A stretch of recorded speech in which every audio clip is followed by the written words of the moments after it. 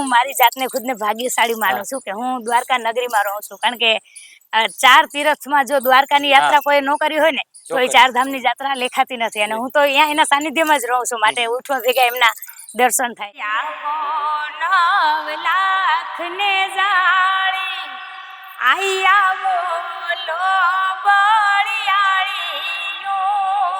આ ગીતમાં તમે કાનુડાની યાદ કરી. કાનુડાના કેવા 4 હાથ છે આપણી પર? ઘણા બધા.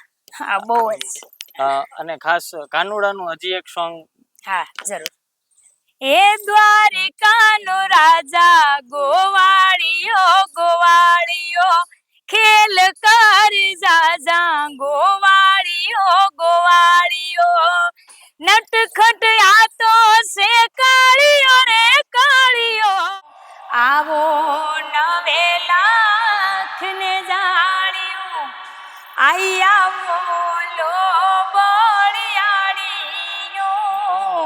બાળ રે બોલાવે આયલ આવો ને બિરદાળીયો. સ્થિતિના કારણે ઘણું બધું કામ એવું છે કે જે હર કોઈએ ન કર્યું હોય એ મારે કરવું પડ્યું. ઘરકામથી માંડી અને નોકરી લગીન ત્યાં લગીનનો સફર મારો બહુ કઠિન રહ્યો, પણ કોરોના કાળ પછી મારો સમય ઘણો સારો ચાલ્યો, કારણ કે સમય એક બદલાઈ ગયો એમ કે પછી મેં નોકરીમાં રાજીનામું આપ્યું અને પછી હું સિંગિંગની લાઈફમાં. આપ સૌને નમસ્કાર, હું ચિરાગ પરમાર ફરી એકવાર આપની સાથે વાત વિશેષ ચેનલ પર વિશેષ વ્યક્તિઓ આવે છે. આજે અમદાવાદમાં છું અને દ્વારકાથી ખાસ અમદાવાદના મહેમાન બનેલા સેજલબેન. સેજલબેન નમસ્તે. સેજલબેનના કંઠમાં ગાયકી છે, ખૂબ સારી ગાયકી છે. ખાસ તો આમ તો ઇન્ટરવ્યૂ માટે આવ્યા હતા દિનેશભાઈ સિંધવ પત્રકારને ત્યાં આજે ઇન્ટરવ્યૂ માટે ખાસ આવ્યા હતા, અને સાથે આજે મારી સાથે મુલાકાત થઈ. બેનનો અવાજ મેં સાંભળ્યો, મને ખૂબ ગમ્યું. બેન, શરૂઆતથી જાણવું છે કે આપનું જે ભણતર છે અને આપ નોકરી કરીને આજે આ સિંગિંગ ક્ષેત્રમાં આજે આપણે ઝંપલાવ્યું, કેવી રીતે? શરૂઆતથી વાત કરો. શરૂઆતમાં હું નોકરી કરતી. મારા પપ્પા બહુ મારી નાની ઉંમર હતી ને એક્સપાયર થઈ ગયા. એના પછી પરિસ્થિતિના કારણે ઘણું બધું કામ એવું છે કે જે હર કોઈએ ન કર્યું હોય એ મારે કરવું પડ્યું. ઘરકામથી માંડી અને નોકરી લગીન ત્યાં લગીનનો સફર મારો બહુ કઠિન રહ્યો, પણ કોરોના કાળ પછી મારો સમય ઘણો સારો ચાલ્યો, કારણ કે સમય એક બદલાઈ ગયો એમ કે પછી મેં નોકરીમાં રાજીનામું આપ્યું અને પછી હું સિંગિંગની લાઈફમાં આવી. સિંગિંગમાં જો કે પહેલેથી હતી જ, પણ બહુ ઓછું એમ લિમિટેડ. ઘરે ગાતી, કોઈ નાના મોટા પ્રસંગોમાં ગાતી, પણ લોકડાઉન પછી મારી ગાયકીને એક સારું એવું સેજલ ચારણ તરીકે નામ મળ્યું. આમ તો બેન આપ ચારણ પરિવારથી છો. એવું કહેવાય છે કે માં સરસ્વતી આપના કંઠમાં સદાય માટે હોય અને લોકો ચાહે છે આમને. પણ મુખ્ય વાત કરવી છે કે આપની જે ગાયકી છે એમાં આપના ગુરુ તરીકે તમે કોને સ્થાન આપો કે જેને તમને શીખવાડ્યું, જેમને તમને બતાવ્યું કે આને સ્ટેજ કહેવાય, આને ગાયકી કહેવાય, આ અવાજ છે, આ રાગ છે, આ સ્વર છે, એવું શીખવનાર તમારા માટે કોણ છે? એવું વ્યક્તિત્વ? એક મારા પપ્પાના ફ્રેન્ડ છે, કાળુ ભગત કરીને. અમારા ચારણ જ હતા અને મારા મામાના દીકરા હતા અને મારા પપ્પાના ફ્રેન્ડ પણ હતા, કારણ કે ઉંમર લાયક હતા. એને મને પેલી વખત સ્ટેજ આપેલું. કાળુ ભગત રેડિયો કલાકાર હતા આકાશવાણીમાં, એને મને પેલી વખત સ્ટેજ અપાયું. બેન, આપના મતે કોઈ એવું મસ્ત એક સોંગ સંભળાવો. હમણાં જ મારું એક આલ્બમ આવેલું છે, એમની મને ગમતી કડી તમને સંભળાવું.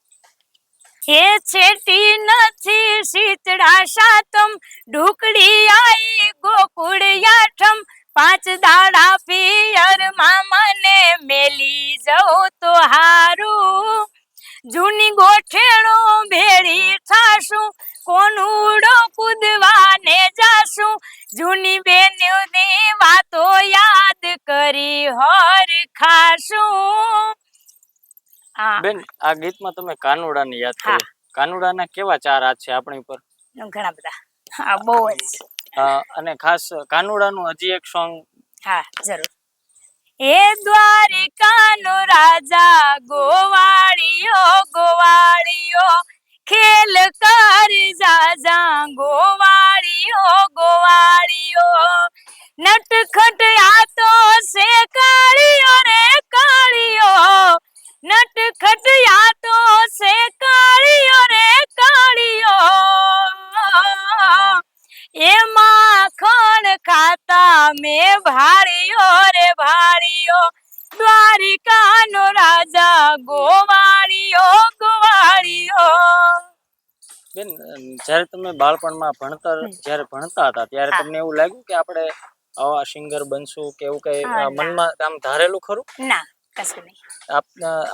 આ લાઈન થી આપને વાકેફ તો તમે વાત કરી કે એક વ્યક્તિ છે, પણ આ સિવાય કે ઘરમાં કેવું હા. આ વાતાવરણ બનતું હા, હોય ને વાતાવરણ તમને એની થોડી વાત કરો. હા, ના જરૂર. અમારા ઘરમાં વાતાવરણ રોજ ભજનનું જ હોય છે, કારણ કે મારા પપ્પા કલાકાર, મારા કાકા કલાકાર અને મારા દાદા બી કલાકાર. એટલે પહેલેથી સિંગિંગ નો માહોલ જ હતો ઘરમાં. અને દર શનિવારે મારા ઘરે સંતવાણી હોય, એટલે ત્યારે મારા પપ્પા ગાતા અને હું નાની લાગતી ત્યારે ગાઈ ન શકતી, તો ત્યારે મંજીરા વગાડતી મારા પપ્પાની સાથે બેસીને. પણ પછી પપ્પા વયા ગયા એટલે પછી તો ભણતર ને બધું મુકાઈ ગયું, અને ગાવાનું તો ત્યારે વિચાર્યું પણ નહોતું, ખાલી સાંભળતી પપ્પાને ને બધાને. અને સ્કૂલમાં ક્યારેક ક્યારેક ગાયેલું, બાકી આમ કોઈ કલાકાર બનવું એવું નહીં. ઈ બધું જોવા જાઉં તો લોકડાઉન પછી. બેન આપણે આ કાનમાં બધું પહેર્યું ને માતાજીનું દર્શન થાય છે મને. આ તમે આને શું કહેવાય જરા આપણા દર્શકોને હા, કહીએ? અમારી ભાષામાં આને વેઢલા કહેવાય. જી. અને આને રામનવમી કહેવાય. હા. એ અમારી બધા માવડીઓ દીકરીઓ બધી પહેરે. બેન આમ તમે દ્વારકામાં રહ્યો છો, કેવું લાગે દ્વારકાધીશના જિલ્લામાં તમે રહેવાનું? બહુ જ. હું મારી જાતને ખુદને ભાગ્યશાળી માનું છું કે હું દ્વારકા નગરીમાં રહું છું, કારણ કે 4 તીર્થમાં જો દ્વારકાની યાત્રા કોઈ ન કરી હોય ને તો એ 4 ધામની યાત્રા લેખાતી નથી. અને હું તો અહીંયા એના સાનિધ્યમાં જ રહું છું, માટે ઉઠવા ભેગા એમના દર્શન થાય છે. હું દર વર્ષે 2 વર્ષે એકવાર જાઉં, પણ અમે ભલે આવી મોટી બિલ્ડિંગોમાં એસી ઓફિસોમાં બેસતા હોય, પણ દ્વારકાધીશના દર્શન કરવાથી ખરેખર ધન્યતા મળે. અમે વારંવાર જઈએ ને બેન દ્વારકાધીશને યાદ કર્યા છે. હવે મુખ્ય વાત કરવી છે કે આપ ચારણ છો, તો આપના પરિવારમાંથી ઘણી બધી દીકરીઓ આજે સારા એવા પ્લેટફોર્મ પર છે, પણ હજી થોડી વાત કરવી છે કે આપને પહેલું પ્લેટફોર્મ મળ્યું હોય અને કોઈ વ્યક્તિ કે વિશેષ કોઈ લોકોના આશીર્વાદ મળ્યા હોય અને આપનું કેટલા મુખ્ય વસ્તુ કેવી છે, કલા એટલે પૈસા માટે નથી હોતું, પણ જે પ્રથમ આપણને ધનરાશિ મળી હોય પૈસા, તો એ કેટલું હશે? પહેલી વખત તો મેં ગાયું ત્યારે કાંઈ ધન નહોતું મળ્યું. નહીં, કઈ નહીં. નિસ્વાર્થ ભાવે આશીર્વાદ મળ્યા. અને મેં રામદેવ પીરના પાઠમાં પહેલી વખત ગાયેલું દ્વારકામાં જ. બેન હવે એક માતાજીનું એક મસ્ત ચરજ કે એવું કઈ આપને યોગ્ય લાગે મને ગમતી એક રચના સંભળાવું. અને યુટ્યુબમાં પણ, રીલ્સમાં, ઇન્સ્ટાગ્રામમાં અને યુટ્યુબમાં બહુ ચાલેલી. અમારા પણ રીલ્સ ચાલશે. હા, જરૂર જરૂર. એ હોય મેળો કે હોય માનો તરવેડો, હોય મેળો રે કે હોય માનો તરવેડો, મારી મચરાળી આઈનો હોય મેળો, મારી દાઢાળી આવડનો હોય મેળો. હો તોરા તરવેડે આય 9 લાખ આવશે, 9 લાખ આવી તો તરવેડો વધાવશે. તોરા તરવેડે મોગલ 9 લાખ આવશે, 9 લાખ આવી તો તરવેડો વધાવશે. પછી મોણિયાથી નાગબાઈ, મઢડાથી હોનબાઈ, પાટરામાંથી માં પીઠળ પધારશે. મઢડાથી હોનબાઈ, મોણિયાથી નાગબાઈ, પાટરામાંથી મારી પીઠળ પધારશે. એ હોય મેળો કે હોય માનો તરવેડો, હોય મેળો રે કે હોય માનો તરવેડો, મારી દાઢાળી આઈનો હોય મેળો, મારી મચરાળી આઈનો હોય મેળો. બેને ગીત ગાયું ને આ ધરતીમાં ખરેખર લાગે મોગલ માતાજી આવ્યા ને અમને આમ વાઇબ્રેટ થાય. કેમ કે ખરેખર હું પણ માતાજીને ખૂબ હૃદયથી શ્રદ્ધાપૂર્વક માતાજીને બહુ યાદ કરતો હોય, મોગલ માને. બેન આપ કલા ક્ષેત્ર સાથે જોડાયેલા છો, તો આપના મનથી કે આપના દિલથી કે કોઈ એવો વ્યક્તિત્વ કલાકાર હોય કે જેને તમે પસંદ કરતા હોય, ફોલો કરતા હોય, એવું વ્યક્તિ કોણ છે? હું હંમેશા આદિત્યભાઈ ગઢવીને સાંભળતી આવું છું, આદિત્ય બોક્ષા. એમની કઈ રચના ગમે? હા, એમની ઘણી બધી રચનાઓ છે, પણ મને જેમ કે હમણાં મેં વાત કરી એ જ રચનાઓ ફરીવાર તમને સંભળાવવા માંગીશ. એ હતો હું સુતો પારણે પુત્ર નાનો, રડું છે કે તો રાખ તું કોણ છાનો, મને દુખી દેખી દુખી કોણ થાતું, મહાહેત વાળી દયાળી જ માતું. મા બાપને યાદ કર્યા છે, તમારા માટે મા બાપને શું કહેશો? તમને આ પ્લેટફોર્મ મળ્યું હા અને આ સિવાય તમારા માતા પિતાના પણ આશીર્વાદ હા હોય 100%. તો તમારા કલા ક્ષેત્રમાં આવવા માટે હા. મા બાપે કેટલો સંઘર્ષ કર્યો બેન? પૂરેપૂરો. મારા પપ્પા તો બહુ નાની ઉંમરમાં હું નાની હતી ને પપ્પા વયા ગયા, અને આજે 17મું વર્ષ ચાલે છે મારા પપ્પા દેવ થઈ ગયા એને. પણ મારા મમ્મીએ પહેલેથી મને સપોર્ટ કરેલો, મારા ભાઈએ મને પહેલેથી સપોર્ટ કરેલો આ સિંગિંગની લાઈનમાં. એટલે એમને ખરી રીતે કહું તો મારા મમ્મીનો પણ દિલથી આભારી છું, કારણ કે એ મારી માં છે. એને જનેતા કહું તો ઈ જ છે, અને મારી કુળની દેવી કહું તો પણ ઈ જ છે મારા માટે. એટલે એમનો તો હું દિલથી આભાર માનું છું. પણ મારા પપ્પાના આશીર્વાદ હંમેશા, મને હાલમાં પણ એમ છે કે મારા પપ્પાના આશીર્વાદ હંમેશા મારા સાથે હતા અને છે. આમ તો મા બાપના ઋણ આપણે જેટલા માનીએ એટલા ઓછા છે, ચૂકવી શકે ન ક્યારેય. ચૂકવી શકાય. હવે બેન મુખ્ય વાત કરવી છે કે ક્યાં ક્યાં સુધી આપને કાર્યક્રમના પ્રોગ્રામો કર્યા અને આપનું એવું કયું ગીત કે જે લાખો લોકો આજે સ્વીકારે છે, પસંદ કરે છે? હા, મારું ફર્સ્ટ સોંગ આવેલું કબરાઉ મણિધર મોગલ, હા, મારું ફર્સ્ટ આલ્બમ ઈ.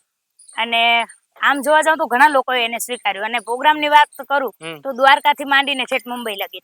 હા, કોક જ એવું ગામ કે જિલ્લો હશે કે જ્યાં હું પ્રોગ્રામમાં નહીં ગઈ. અત્યારે માતાજીની દયાથી અને હજી પણ બેન અમે આશા રાખીએ વાત વિશેષના માધ્યમથી હજી લાખોની કરોડો ચાહકો આપના બને અને માતાજીની કૃપાથી આપ ખૂબ આગળ વધો એવી શુભકામનાઓ સાથે. અને બેન ખાસ આપને હજી કોઈ એવું એક ગીત હમણાં રામાપીરનું એક ગાયું હતું એવું એકાદું સંભળાવો, પછી ઇન્ટરવ્યુ કરીએ. હા જરૂર. એ લીલા પીળા તારા ને જાફર કે રામા, લીલા પીળા તારા ને જાફર કે, લીલા પીળા તારા ને જાફર કે રામા, લીલા પીળા તારા ને જાફર કે, લીલુડે ને જે પાટે પધારો મારા રણુ જાના પીર રામદેવ, લીલુડા ને જે પાટે પધારો મારા રણુ જાના પીર રામદેવ. ખૂબ સરસ બેન. આ લીલા વાતાવરણ છે આજે અને લીલા નેજાવાળા રામાપીરને યાદ કર્યા છે. આ સિવાય એમની ખૂબ સરસ ગાયકી છે. અમદાવાદમાં આજે અમારી સાથે ઇન્ટરવ્યુ થયો, એમણે આપને સમય આપ્યો. આ સિવાય સેજલબેન ખૂબ આગળ આવે, સેજલબેન એવી આપણે આશા રાખીએ અને લાખો લોકો એમના ચાહકો બનશે. ફરીવાર નવા વિષય નવા વ્યક્તિ સાથે મળતા રહીશું. નમસ્કાર.